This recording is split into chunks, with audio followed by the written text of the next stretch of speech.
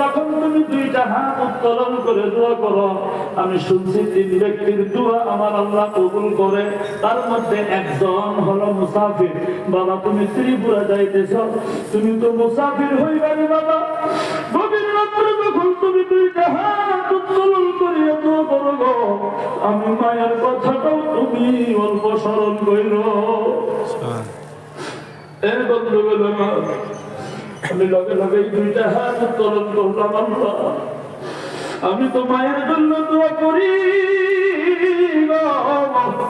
তারপরেও আমার মা আমার কাছে দোয়া চায়।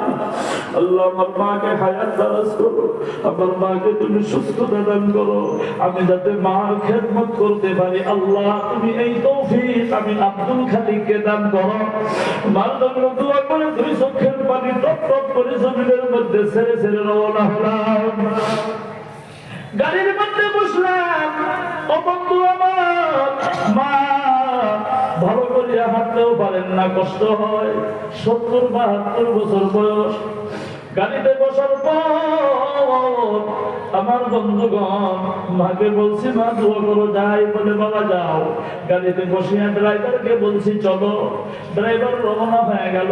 কিছু দূর যাইয়া পিছনের দিকে তাকাইয়া দেখি গো কেউ নাই, কেউ নাই, সকলেই চলিয়া গেছে।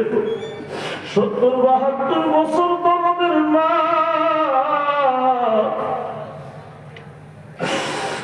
গাড়িটা যত দূর পর্যন্ত দেখা যায়